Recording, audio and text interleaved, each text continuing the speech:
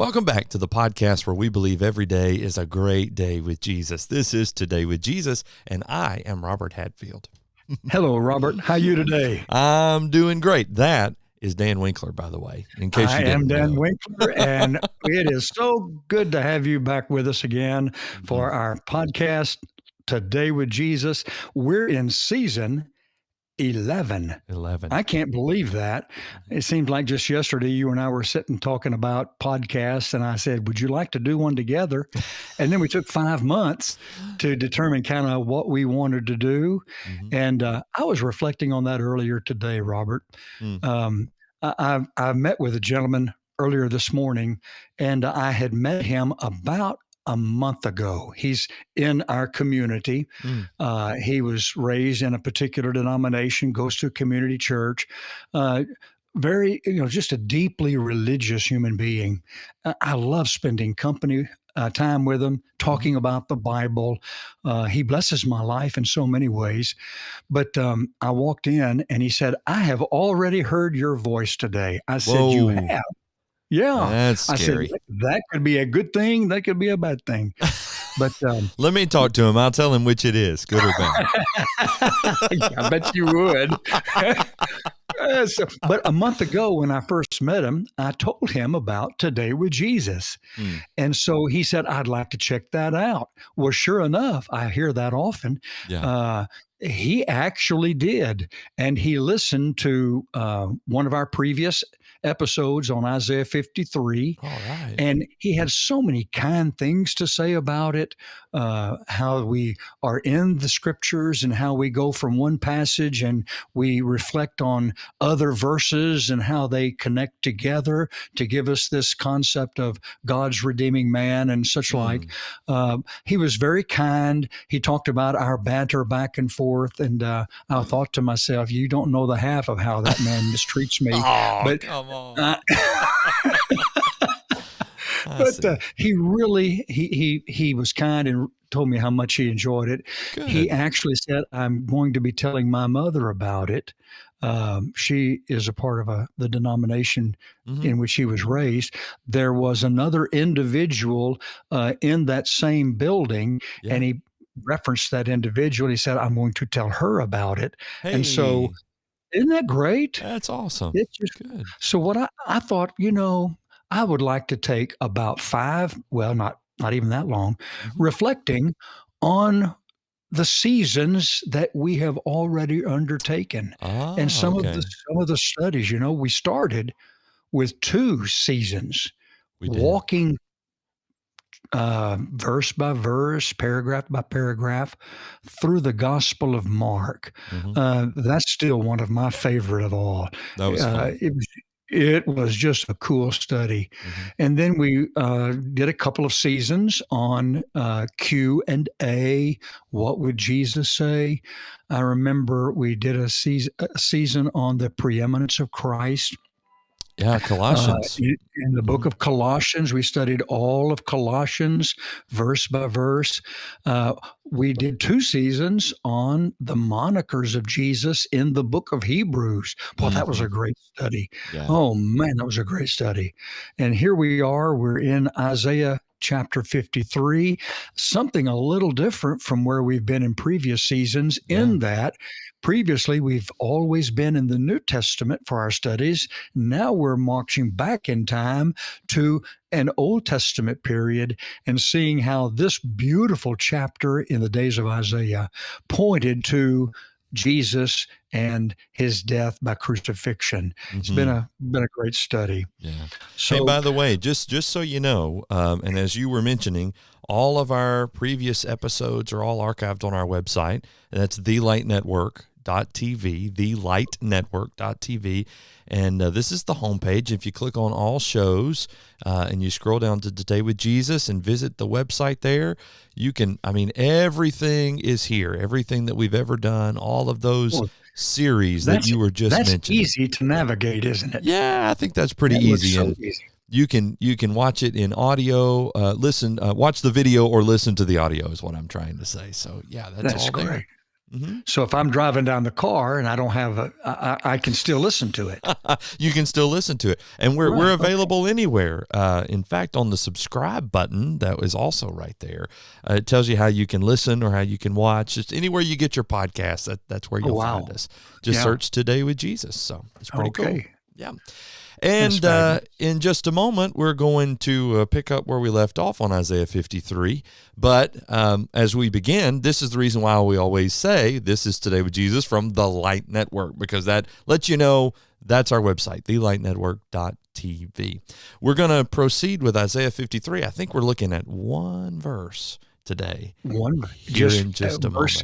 Verse 9 Verse of Isaiah 9. 53. Okay. Do we have time to read it, or do we need to take pause for a moment? Let's take a quick pause, and then when we come back, we will hit Isaiah 53. This is Today with Jesus from the Light Network. Encourage your soul, enlighten your mind, and empower your faith. This is the Light Network.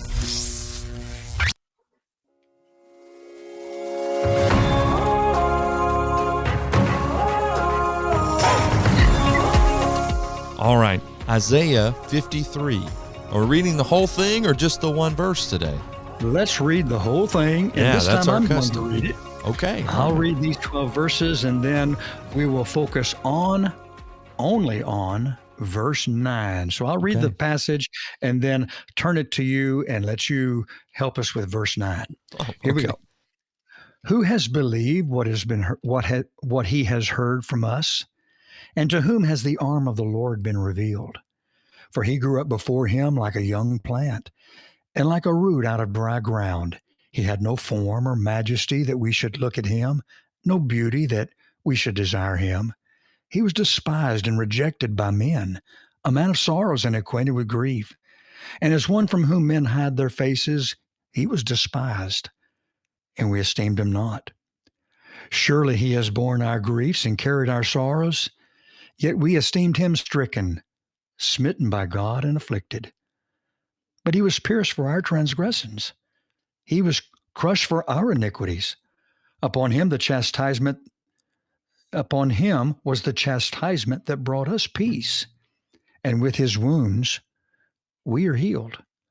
Oh, we like sheep have gone astray. We've turned every one to his own way, and the Lord has laid on him the iniquity of us all.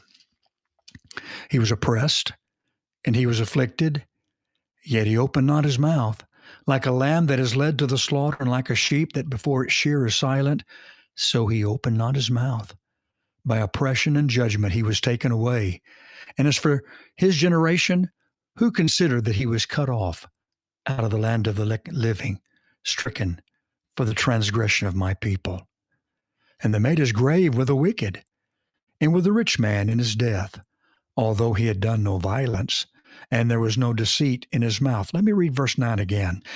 And they made his grave with the wicked, and with a rich man in his death, although he had done no violence, and there was no deceit in his mouth. Verse 10, yet it was the will of the Lord to crush him. He has put him to grief. When his soul makes an offering for guilt, he shall see his offering. He shall prolong his days. The will of the Lord shall prosper in his hand. Out of the anguish of his soul he shall see and be satisfied.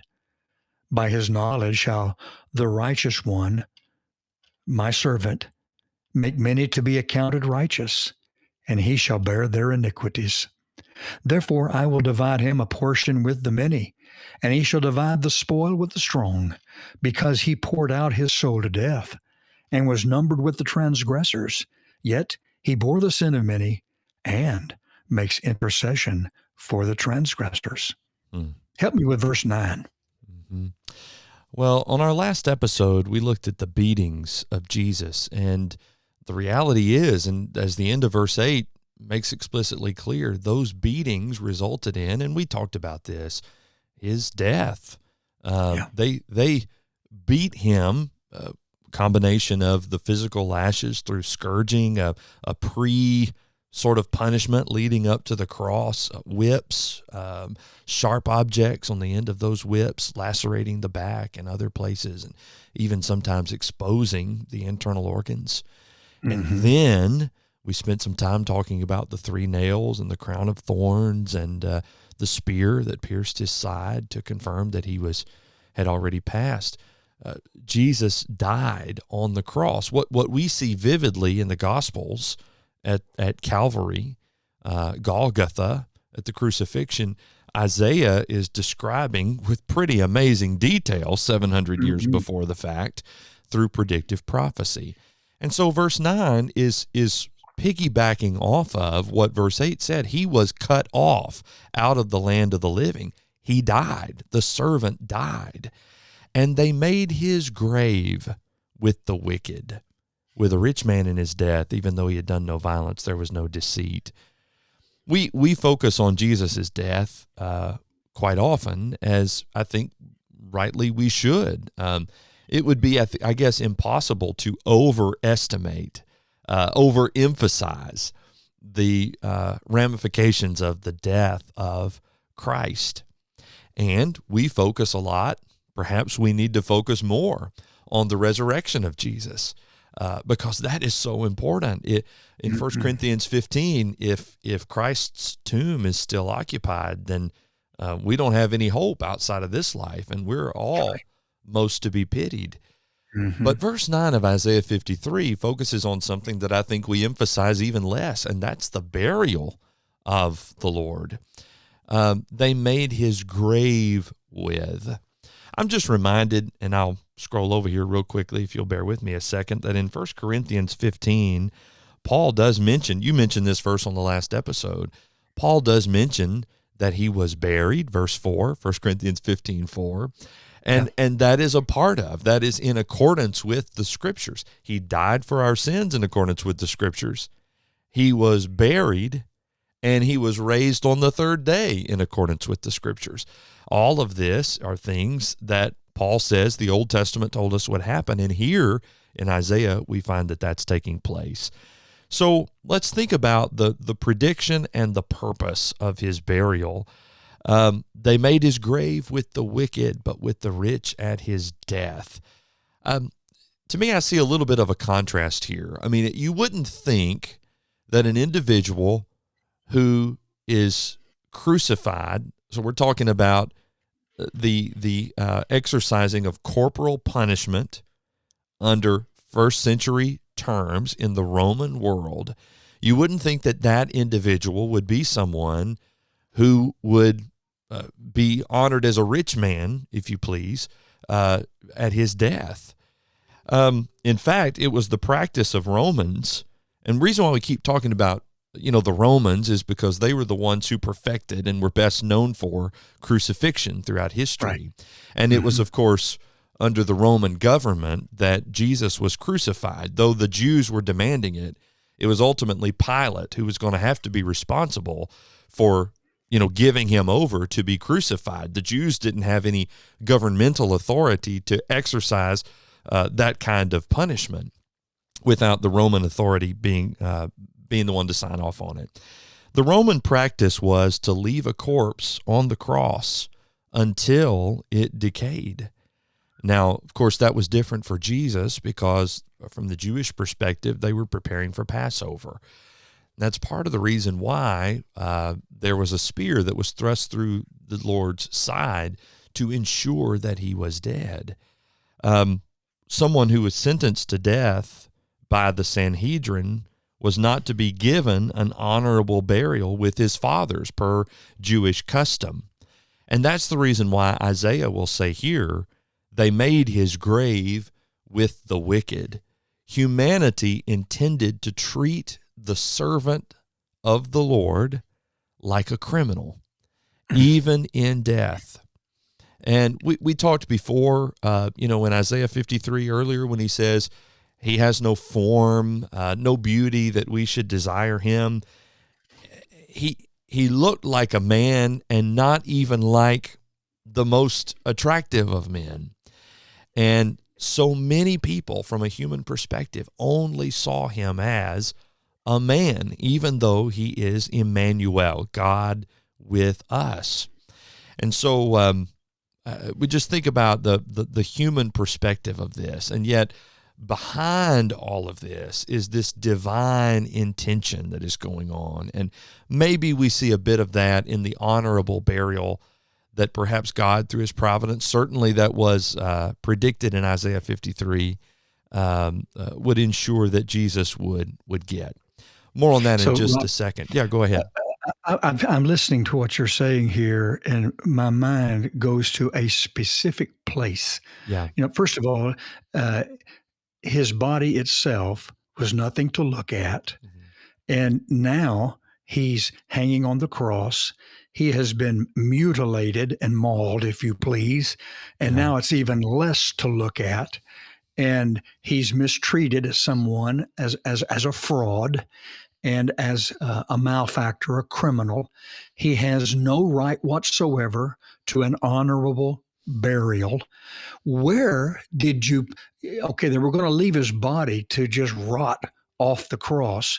Mm-hmm. Where would the remains go after that? Mm-hmm. They would go to this particular place I have in mind, and it's called Gehenna, the Valley of Hinnom. And it was the Jerusalem city dump. And that's where corpses would be thrown and fires would be ablaze at all times to keep down a stench and to keep down the prospect of disease and such like.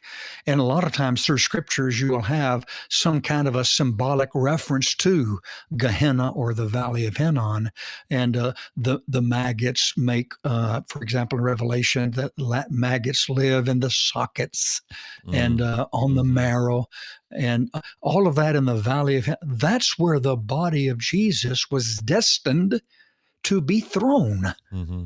But he was buried with the wicked and the wealthy. Mm-hmm. Take it from there and just continue to go. My mind went to the Valley of Hinnom, and I just couldn't help but have to interrupt and want to say something. No, I'm glad you did. And that's quite a vivid picture. In fact, it's kind of hard to stomach just to even think about that. But I imagine if the Sanhedrin, this council of basically the Jewish powers that were, if they had their way, that's what they wanted. They wanted to reduce this man who was a threat, Jesus, who was a threat to their own power, down to just a common criminal, so that not only could they silence his own physical voice, but also nullify whatever legacy he might leave behind. Discredit him permanently. That's right. Discredit him permanently. Yeah. What about this? They made his grave with the wicked. Is there perhaps another angle to that thought? Yeah. In my mind, who was Jesus crucified with? Right. We read that there were two thieves who were hanged there on other crosses with Jesus. Jesus was on the middle cross.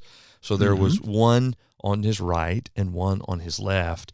And amazingly, and this is, Luke, maybe especially in Luke 23, sort of delineates a little bit of a conversation that takes place. Jesus is on the cross for 6 hours. Jesus willingly gives up the ghost, so to speak. That is to say, he allowed himself to pass, committing himself into his Father's hands. The two thieves' legs were broken by the Romans, which would have made it impossible for them to push up to gasp for air on the nail that was in their feet, and therefore it would have hastened the process of their death. And once again, that because of the impending Passover celebration. And so during these 6 hours, these thieves have this incredible encounter with Jesus, one most notably because he's penitent. And yet it seems that at some point in Luke 23, at least initially, they both, I think it's Matthew's account who say they both initially are deriding him, joining in with those who are blaspheming Jesus. It's an amazing thing. Yeah. Have you ever wondered what was on the sign over their heads? Over their heads. Jesus has a sign that says, "The King of the Jews." Yeah. Written in several languages. They usually placed an accusation on the sign over the criminal's head. And when it came to Jesus, it wasn't so much an accusation, although the Holy Spirit calls it that. It was an acclamation. Jesus, King of the Jews. I wonder what theirs read. Yeah. I wonder, why were they there? Right. Was it for rebellion? Was it for terrorism? Who knows? It just, they're called criminals Yeah. or malefactors. Could I read verses 39 to 43 of Luke 23? Yeah. Let's read about these two criminals. One of the criminals who were hanged railed at him, saying, "Are you not the Christ? Save yourself and us."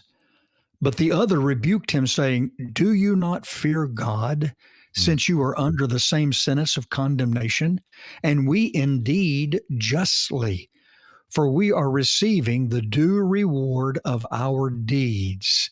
And I'm wondering what those deeds must have been warranting Right. execution. Right. But this man has done nothing wrong. Yeah. And that's when he asked Jesus to remember him when he comes in the kingdom. And Jesus said, "Truly I say to you, today you will be with me in paradise." So even one of those criminals was promised, you don't have to endure this for a 3-day period, as it usually was protracted to be, Mm-hmm. days of agony. Today, you're going to be with me in a pleasure garden called paradise. But Yeah. Jesus was, they made his grave with the wicked, meaning he died between two who were criminals. They were wicked human beings in the way they lived their lives. One turned to Jesus, the other did not.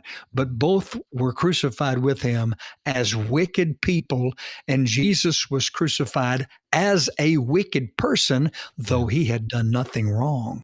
Yeah. That's Wow. right. In And fact, he the knew he was going to Yeah. go through that, Robert. Right. That's what amazes me. Mhm. Jesus knew he was going to be thought of in that light, and yet he was still willing to come as God, as the Son of God, live and go through that for me. Why wouldn't I love him so Right. deeply? Yeah. Yeah. That reminds me, the end of verse 9, back to Isaiah 53. Yeah. Although, and the New King James translated it, because he had done no violence and there was no deceit in his mouth. So look at, once again, the innocence of the Lord. Source that's sort of been built up all along. We talked last episode, he was pierced for our transgression. He was crushed for our iniquities. He wasn't there because of things he had done on his own. He was there because of the things that we have done to bear the sins of many. And yet, the way the New King James at least translates it, when it translates it because he had done no violence, is almost as if this, yes, he made his grave with the wicked, but with a rich man in his death because he had done no violence, almost as if this is vindicating Jesus, or it's a way of proving, he really was innocent. In fact, look at what it is that some people made possible for the body of Jesus to be honored even after he was put to death in such a terrible way. So what I'm hearing you say is it was God's purpose for Jesus to be viewed as a wicked person, though he was not wicked at all, and as a result be as a fraud, crucified with two criminals as a deceiver of the nation. But despite that being God's purpose, it was God's purpose. Even though Jesus wasn't a criminal, you have to see the purity of Jesus in the backdrop of all of this purpose for God. As somebody that was pure, having done not one thing wrong, never saying anything that was even halfway deceptive, and yet still the purpose of God was for him to be treated like this. The purpose of God, the purity of Jesus, wow. All of that in one verse. Yeah, that's right. I think about in the gospel accounts how word gets back to the Roman officials. Hey, his disciples said that he taught that he was going to rise from the dead, and so maybe we ought to do something to make sure there's no funny business that goes on. We don't want his disciples coming and stealing his body out of this tomb and making it, oh, look, he's risen, and he's not here anymore. So they get these Roman guards to come, and then they put this Roman seal to make sure that, nothing's been tampered with. over the mouth of the tomb. They've got this big stone that's rolled in front of the mouth. I think about the tomb in which Jesus was laid, and I think about kind of like almost like what we might think of as a cave. They would have had shelves sort of hewn out because typically you might have a family gravesite, and so multiple bodies would be put in there.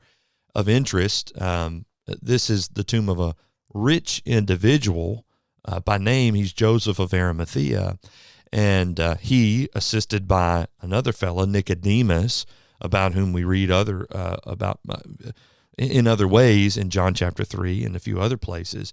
But he and Nicodemus secure the body of Jesus from the Roman officials, and they lay it in Joseph of Arimathea's tomb, one that is brand new, that never been used, which means there are no other bodies occupying this burial site. So Jesus's body is the only one there. This big stone is rolled over the mouth of the entrance of this tomb, and then it's sealed, and then guards are placed out. I mean, you think about how almost ridiculous this sounds. You're guarding the tomb of a dead man.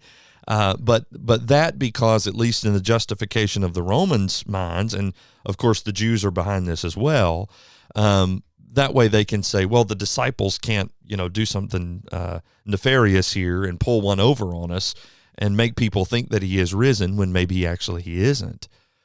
All that is going to prove completely ineffective because of the miracle of the resurrection. More on that in a future episode. And of course, Isaiah is going to talk about that. So that speaks even more to, here's the burial. And I think about God is setting the stage for the greatest display of power that is about to come. They made his grave.